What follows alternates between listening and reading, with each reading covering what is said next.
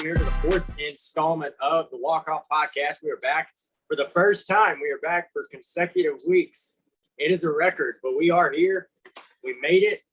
I am happy to be here. I'm happy to be here alongside the principal, Jordan Ellsworth. Glad to have him tonight. We got a lot to cover, some pretty fun stuff to talk about, some more serious things that are going on in the world of Major League Baseball right now. And we are going to talk about a minor league player, so you just watch out for that. How you been, Jordan? Been good. Like I mentioned to you earlier, kind of already going out with a bang as far as coaching is concerned right now. I'm sure if I'm at Puxico very long, which I plan to be, obviously, they'll probably rope me into coaching something, but kind of going out with a bang right now, district title. So anything after this is kind of icing on the cake. So just kind of enjoying it, kind of soaking it in. But glad to be here and doing the podcast. So right on. New job for me, a district title for you. I'm sure it will not be your last district title in something, be it basketball, baseball, football, or water polo. I'm sure you'll get another one. Yeah. But I'm proud of you nonetheless. Congratulations for that. Not to brush that off or anything, but let's get into baseball. Let's do it. Been a wild week out. The Cardinals are starting to storm back. They're not just coming back, they are storming back with a vengeance. At the time of this recording, they have 5 home runs on the game. But we're going to talk about the Cardinals a little bit later. We'll get into our little homering segment, as I like to call it, where you and I just talk about our team and all that stuff. I'm sure that annoys some folks, but they'll get over it. This is our podcast. We can do what we want. Yeah, for sure. So, Arizona. Some of you may remember years ago, pitcher, just a random pitcher by the name of Randy Johnson. I just lost his name. Just some I kept waiting on you. Random guy killed a bird in the middle of a game pitching. It was something, it surfaces on YouTube and Facebook and TikTok of these new generation of baseball fans. It's kind of one of those clips that when you see it the first time, it gives you a chuckle. And when you see it the 50th time, it gives you a chuckle. Zach Gallen followed in his footsteps today and killed a bird in warmups with a pitch. It's just, obviously that has nothing to do with anything serious. I just kind of find it funny that 2 Diamondbacks now have killed birds with pitches. Of course, Randy Johnson was in the middle of a game. Zach Gallen's was in warmups, but kind of ironic and a little amusing nonetheless. Yeah, it's kind of, what are the odds of it being another guy from the same exact team, gosh, like 22 years later? I can remember the day it happened. I can't remember the date, but I can remember the day it happened. It was all over SportsCenter. I believe it was spring training game, wasn't it? Well, no, it was a regular season game. Was it? Okay. It was in Arizona. Okay. I couldn't remember. But I remember what happened, of course, without social media then. And I didn't even have a cell phone. Even if you had a cell phone then, you didn't have internet on it. It just wasn't a thing.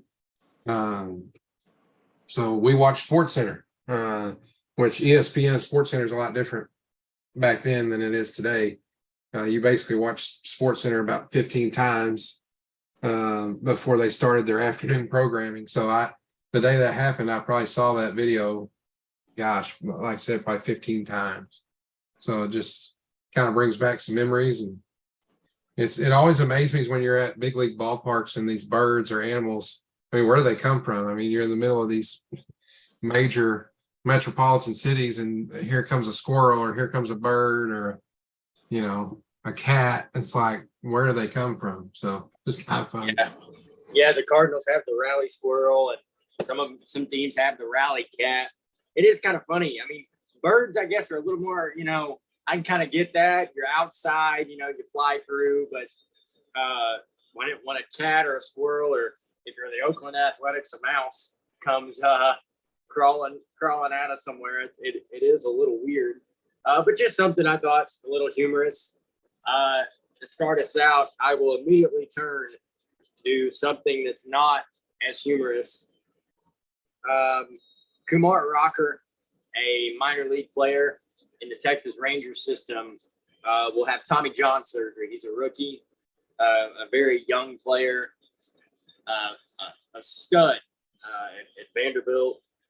He tore his UCL and will have Tommy John surgery. When you're a young pitcher like that in the minor leagues that has a very promising future, what does that do mentally to you? You know, that's a whole season you're going to miss out on pretty much at this point. Yeah, I mean, I think you're, and excuse me while I'm texting my wife back here, she called.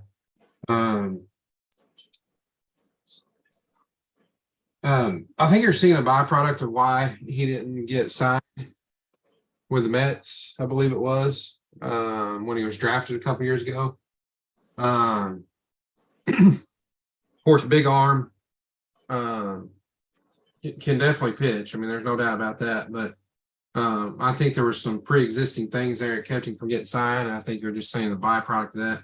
Now, the question is how does he bounce back? We've seen a million guys bounce back from Tommy John surgery. I mean, they've come so far since obviously the first one with Tommy John. That's why it's named that. But I think it's whatever a young pitcher goes through. I don't know his story personal as far as like how much did he pitch when he was younger? Did he play a lot of travel ball? Did he, how much did he pitch in the summers? And, of course, he's of the age where, probably 10, 15 years ago, that's when everybody started playing year round pretty much, if you could, in most places. So now it's just, how does he bounce back? I mean, I think he'll have a chance. I think he's still gonna pitch in the major leagues eventually. But a setback for sure, but not uncommon.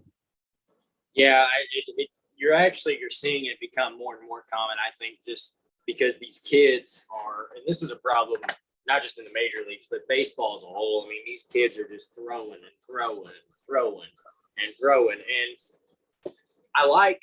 I'm all for practice, but there's other ways that you can practice. And I'm a stickler, and I make people frustrated. I've coached a little bit of baseball. I watch a ton of baseball. I study the game, and I'm a big pitch count guy at a young age.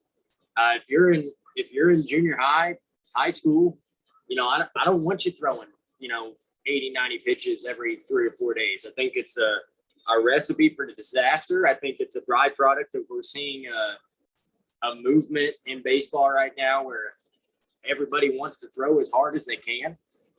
I think that I don't care. I've said it. I mean, I've got younger cousins that are both very active baseball players. One of them wants to be a pitcher. And, I told him, I said, I don't care if you can throw 1,000,000 miles an hour. If you don't know where it's going when it leaves your hand, that's reckless, not only to the batter, but to you as well. And that's kind of a byproduct of that, like you said. So, and again, yeah, he's a big arm. He throws hard, but, are we seeing that? Are we seeing the repercussions of a kid that, wanted to throw as hard as he could for one, and for two, threw all the time. I mean, threw, 80, 90 pitches a day. And, I saw, I've been, I'm a big college baseball fan as well. College pitchers, just because you're a starter don't mean you're not going to come in 2 days later in a relief appearance. My favorite team, Michigan, they do that a lot. They've got players that some days they'll start, some days they relieve. It just depends on the needs of the team. And I like more of a rotation. I like more of a schedule as far as, when you pitch, because I think if you're pitching too much and you're throwing too hard, I think this is kind of what you get from that. Yeah. I think another thing that factors into it is the fact that, kids just throw harder nowadays. Me and one of our coaches was talking about this the other day. It's not that they necessarily take it more serious than we did when I was a kid. But I have noticed a difference in kids in the fact that weight training continues to evolve. We weight trained when I was in school, but not like they do now. The school that I'm at currently has a very good weight training program. And I mean, you can just see it in kids. They're throwing a lot harder. A lot of kids are taking their nutrition a lot more serious. So, but I think you're right. You had to have pitch counts. And I don't think I don't think it's necessarily good for a kid, you know, to play, 100 and something ball games throughout the year. If they're playing spring, summer, and fall, you know, if you're playing spring, summer, and fall, and you're playing around 60 games or so, that's probably a good number. And then if you go even down further to the younger kids, I mean, you got some of these kids, they're playing in tournaments every weekend. They're playing spring, summer, and fall. And by the time they get done in the fall, you're talking about 10-year-old kids who have played 100 something ball games over the 7-8 months. I just don't think that's healthy for their arms. Well, I know there's a club in a town pretty close to me that they play. They start in March and play through October. I mean, and playing tournaments every weekend. They're playing games throughout the week, and I'm not knocking what they're doing, but if you don't have a rotation or a schedule, it's not good. Sometimes less is more. I really feel that way. Sometimes it's, maybe if you're going to play a game during the week or 2 games during the week, take a weekend off. You don't have to play. You don't have to play every weekend. Yeah. And I'm not knocking anybody that plays travel ball. I mean, me and my son, I mean, he'll probably get into that as well. But of course, I'll probably try to coach a team with him. But yeah, I mean, you don't have to play every weekend, and it's not, I don't want to say it's not meaningful, but when you're going to every tournament and they're handing out rings for whoever wins it, whether it's 4 teams, 8 teams, 12 teams, and they're calling it a World Series. I like to play meaningful ball games. Not that those are not all meaningful, but I mean, if you play in one every weekend, and your team's getting a ring or a trophy, I mean, what does that say? I mean, by the time they get in high school, is winning a district championship for their high school or winning a state championship going to mean anything?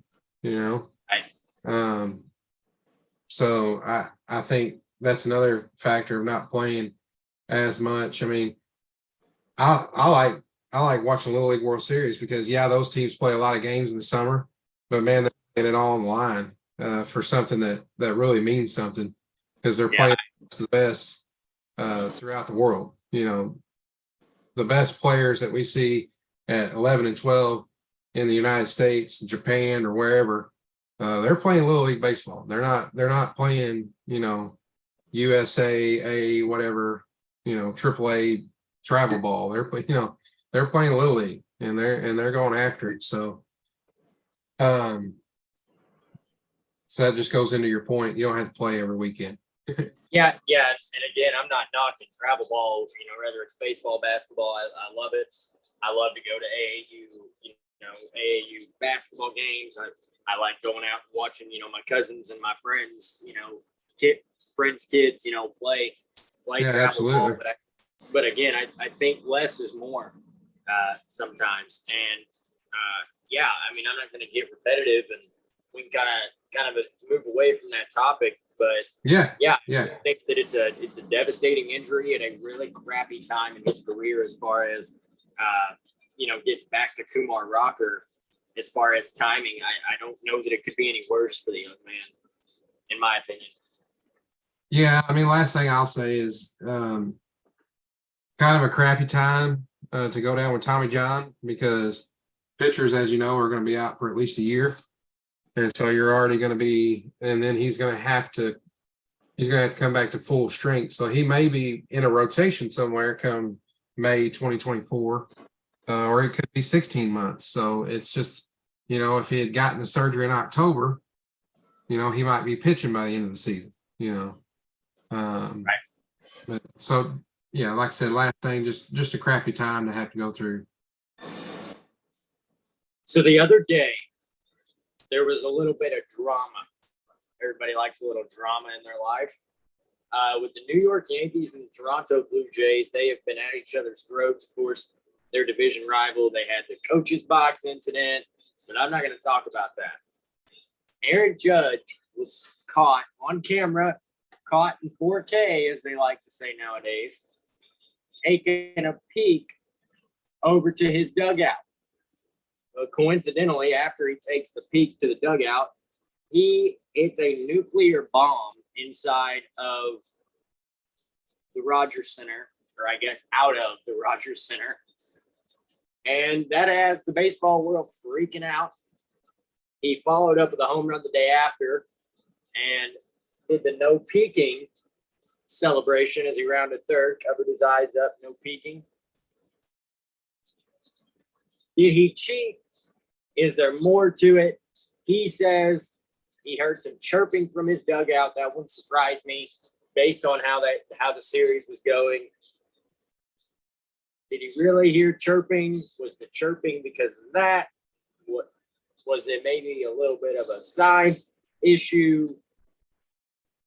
Or do we need to just shut up and acknowledge the fact that Aaron Judge is a world-class hitter or a world-class power hitter? Yeah, I mean, we can't be naive. I mean, just because the Astros got caught and admitted to it doesn't mean that there's not some sign stealing going on. They may have simply went back to the old-fashioned way. Is the catcher not hiding his signs well enough? Is the pitcher tipping his pitches? And where in the rule book does it say that he can't peek over to the dugout? Maybe somebody was trying to give him a pointer. Maybe somebody was trying to code something to him that maybe they saw the pitcher, tipped his pitch. That's kind of what it sounds like to me. And they could have been stealing signs somehow. I don't know. But that's what everybody's going to jump to because of the Astros situation. There's no doubt about it. Aaron Judge is a world-class hitter. I mean, he's one of the best that I've ever seen. He just is. And now, I'm not saying that he's better or has had a better career than anyone. I'm just saying from a swing power hitter category, he's one of the best I've seen. I think it could be as simple as maybe whoever was pitching for Toronto was tipping his pitches and he didn't quite hear the message, or maybe he was trying to, maybe somebody said, hey, I think I picked up on his sign, he's tipping his pitches. Like if I say this, he's throwing a slider, and maybe he didn't quite hear that. So he kind of peeked over. I think it's as simple as that, but we're not going to know 100%. Right. I mean, I agree. I don't think it's anything to get in a tizzy about. The pitcher actually did say that he may have been tipping his pitches with his arm action. He did not admit to that, but he said it was a possibility.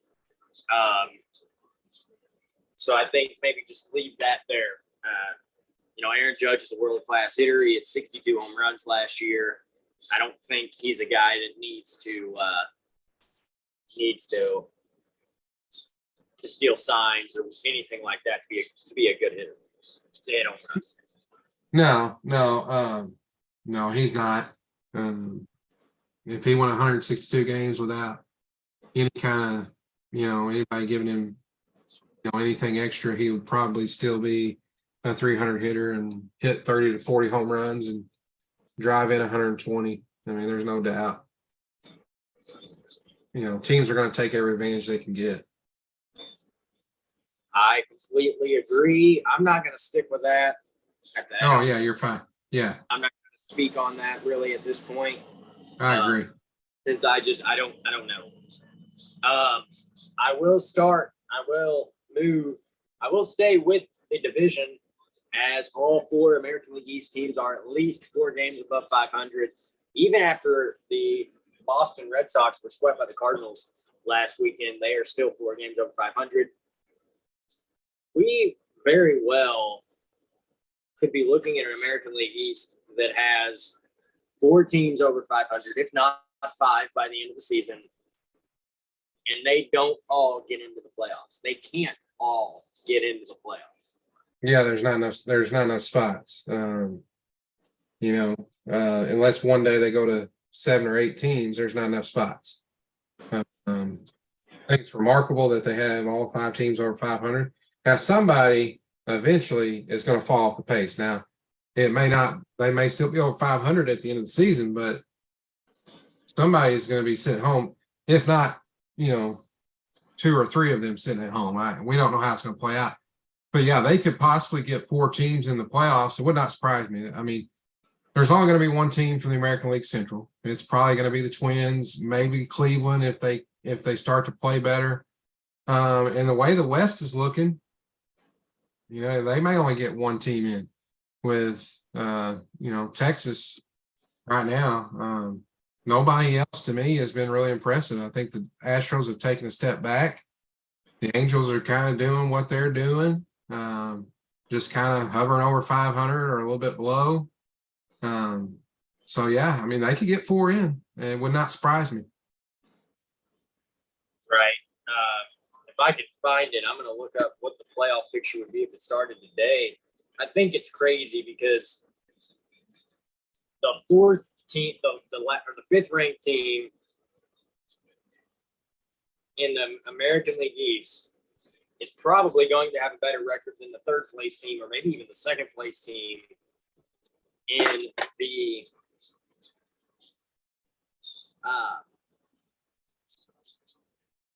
the American League Central and maybe even the American League West. It's crazy for me to see that. Yeah. But right now, the teams that would get in would be the Rays, the Rangers, the Twins, the Orioles, the Blue Jays, and the Yankees. So they would put 4 in. The only team not in would be the Red Sox at this point. If I'm guessing, and this is a guess, and the trade deadline will come and go, and, if these teams are still keeping pace with that, a team like Boston or a team like Baltimore or a team like honestly, I think Toronto has what they need. But with Boston or Baltimore, they're going to trade to make a push. That's something we talked about, with some of these teams back at the beginning of the year when we started this thing right after opening day, was there are going to be a lot of teams that are going to trade to make a push, as well as there are going to be teams that are going to blow it up. And I really think that if Boston is one of those teams that if they get to that trade deadline and they're, 5, 6, 7 games over 500, but they're still down there in that bottom part of the division just because of the way that everybody else is competing, they're going to try to make a push. You know they are. It's not in their nature as a franchise to just roll over. Yeah, the Red Sox are like the Yankees and Dodgers and even the Cubs and some of these teams that have the money to spend, that they're going to go out and if they're still where they're at now in a playoff spot come into July, early August, they're gonna be able to make a splash because they're gonna put in whatever they got to put in to get what they need. If you still have 4 in contention for a playoff spot in the AL East, this trade deadline could get nuts. With only 1 trade deadline now, which second year of it, I think it's going to be kind of maybe 3rd year. It's going to be kind of cool to watch and see how crazy it gets. I kind of enjoy it because teams know now that if we don't make a move, if we let the trade deadline come and go, I mean, that's the last chance to improve our team until after the World Series. So this trade deadline could get nuts. Yeah, I mean, you had last year with the trade deadline with Juan Soto. You didn't think it could get much more nuts, but then you think about Shohei Ohtani possibly being on the chopping block on the trade block for the Angels. I remember last year on the trade deadline, everybody thought with the Cardinals, they had Juan Soto. It was a done deal. Everybody was like the night before the trade deadline. I went to bed thinking, okay, when I wake up in the morning, there's a decent chance that Juan Soto is going to be a Cardinal. Obviously, he goes to San Diego, but they trade for Jose Quintana. And I want to remind you of something you told me the night before when they traded for Jose Quintana. You said, Jose Quintana does nothing for me. This trade doesn't matter. Yeah, I mean. And then he was the best pitcher in the rotation for the rest of the season and a game one starter. So it just goes to show that anybody, any trade, every trade at the trade deadline makes a difference. Yeah, I mean, I was totally wrong on that one. And it goes to show you that maybe some of the Cardinal executives are not as dumb as we think they are sometimes. I know we get angry, myself included, because sometimes the moves don't make sense. But if you watch this team lately and all the guys that are contributing, I think not trading for Juan Soto might have been the smartest thing that they've done. I know everybody complains about them not making a trade for a pitcher in the offseason, not signing a big name pitcher. And their pitching does still need some work, but you got Juan Yepez hitting a home run tonight. You got Nolan Gorman, if you voted for MVP today, I think he gets some votes. Nolan Arenado's going off. Tommy Edmonds producing. Donovan. Carlson, although he went to the disabled list, injured list. Those were all guys that were talked about in the Juan Soto trade. And it's just crazy how much they've all contributed. And even Jordan Walker, who's not even on the roster, is at AAA. So I just want Libertor. Yeah, Libertor. I just want to put that out there that I was 150% wrong on that one. I honestly was. I was. Did just I think he? Honestly. Yeah. Do I think he might have produced better in St. Louis? Probably, but I kind of like having Nolan Gorman right now. Just saying. Yeah, I enjoy him. He has a home run tonight as well. So with all of that, we're going to do a little segment every week now where we just kind of talk about some stuff that's not going on right now. It can get a little tiresome and a little boring to just sit here and talk about, who's winning this game, who's winning that game, blah, blah, blah, every single week. So I got to thinking today, and I was thinking of different topics and different things we could go over about some of the moments in baseball that have given me chills or made me think, and some of those, and made me jump out of my seat, even if it was a team that I wasn't a fan of. And I decided that we would count down the top 5, or our personal top 5 postseason home runs since 2010. We can just kind of, we'll start at 5, work our way to number 1. We'll alternate. I'll let you start with your number 5, and we can kind of discuss and converse. And we'll try to do this kind of quickly. I know we've been on for a little bit. I personally, we talked about it at the jump before we got started. I got to make dinner still yet, so we're gonna kind of try to go through this a little bit quicker than I wanted to. But I'll let you start with number 5 on your list. I'll go number 5 on mine. You go 4. I'll go 4. Things like that. Yeah. I mean, it's kind of hard for me because there's so many. Um, I think number one for me, partly because I'm a Cardinals fan, but if this is not number one since 2010, I don't know what it is. David Freese home run, 2011 World Series, and that's number one. Um, I, I know. Well, let me backtrack. That's number one. I know you said start from number five. I gotta agree with you with Jose Bautista as far as number five. Um, with that um, home run. That was just amazing. I think the roof of the Rogers Center came off on that one. There's been some recent ones. I'm a homer, so I'm not going to agree with the Chris Taylor one. Anyway, I mean that's a topic for another day, but that's in the past. Oh gosh, I don't know, man. Jordan Alvarez last year was a good one. I'm trying to think of some other ones. The Cubs had some huge home runs in 2016. I think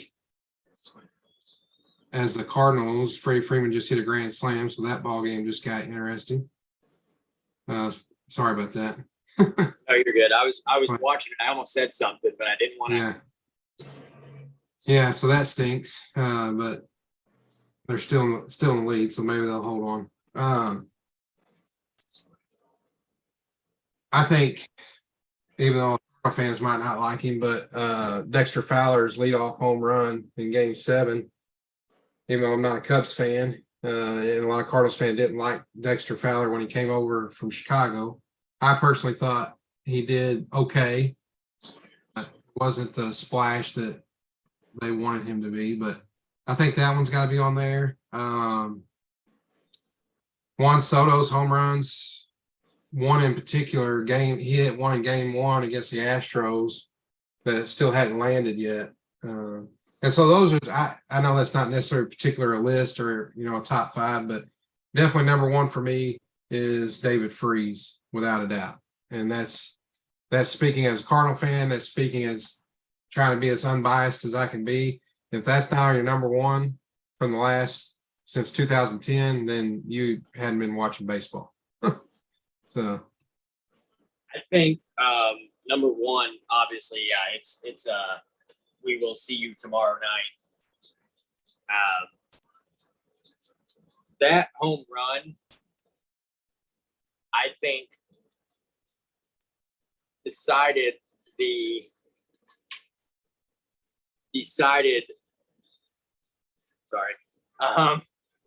World Series in 2011. It really did, in my opinion.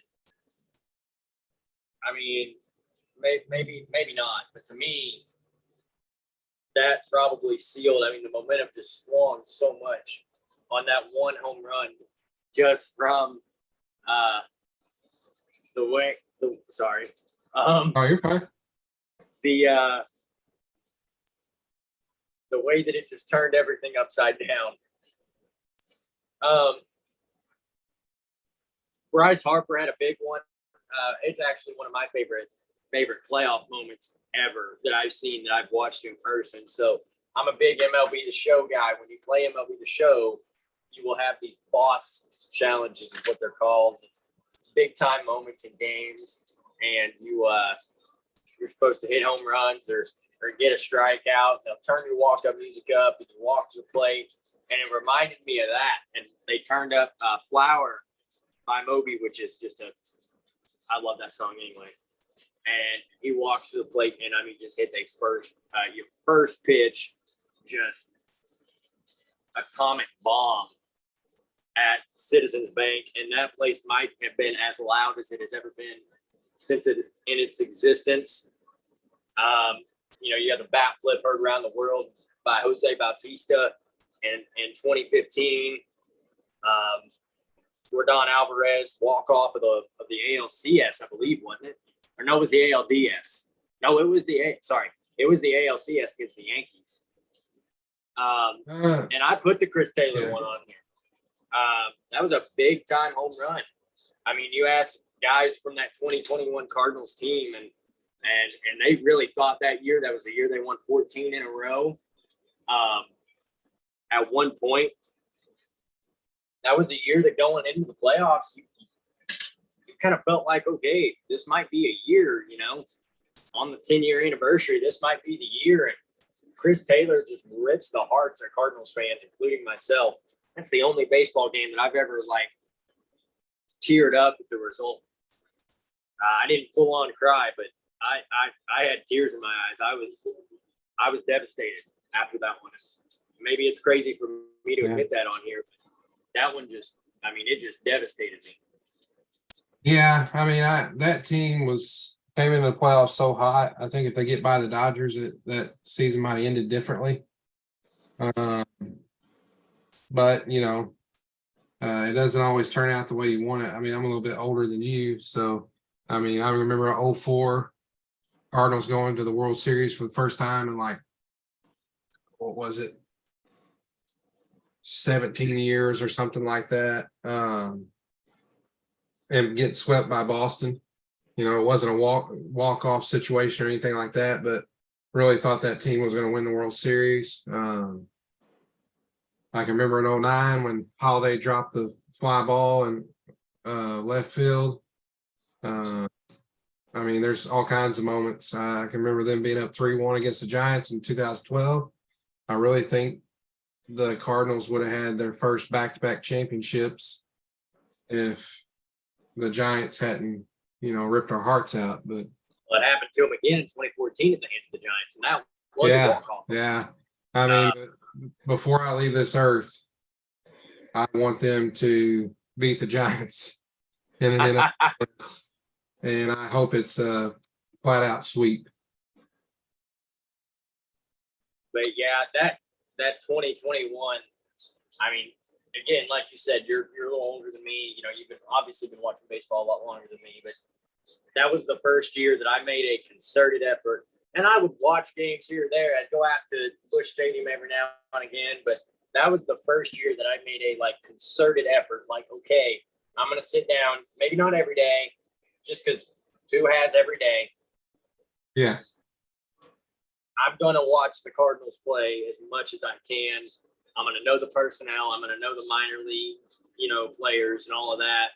That was kind of the first year for that for me. And I had always watched baseball, but never that faithfully before. And now I can say I think I watched probably 140 games last year, which is pretty cool. So that one was difficult, but life goes on. You move on. There have been some just electric home runs, man. Just some incredible, just earth-shattering home runs, if you want to call them that change the course of things sometimes, it feels like. But, yeah, that's about going to wrap it up. You got any final thoughts or anything? Just interesting baseball season so far. Enjoyed doing the podcast with you so far. I think it's a good outlet for me and you both, and hopefully we're gaining some listeners and just like to make something that people can enjoy. I love talking about baseball, especially Major League Baseball and the Cardinals. And, baseball's such a long season. I really don't have anybody around me besides you that would like to talk about it as much as I do. So the podcast and gives me a chance every week to kind of talk about some things I like to talk about. So. Right on. I think my wife might like it because it gives me a chance to talk to somebody who cares. So that's nice. We won't keep our listeners too much longer. We hope to be back next Friday. Now, keep in mind, I will say these podcasts, and I've said it before, but I want to stress it. Because we don't have a Facebook page or anything like that we upload it to. These podcasts are recorded on Thursday nights. So everything that we talk about is current to that Thursday night. if some big trade happens or something like that, then obviously, we'll get it either on the following episode or whatever. So if we missed something, we probably didn't miss it. I mean, yeah, there will be times that we do miss things, but sometimes it just hasn't happened yet. So bear with us on that. I might try to get a Facebook page going or a Twitter page to kind of get a little bit more following.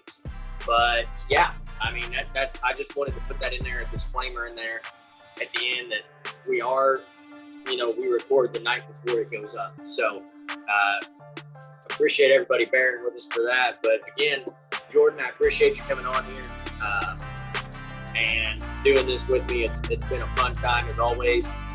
We hope to see you guys next week, barring anything crazy.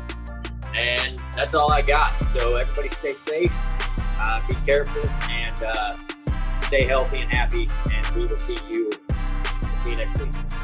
Yeah.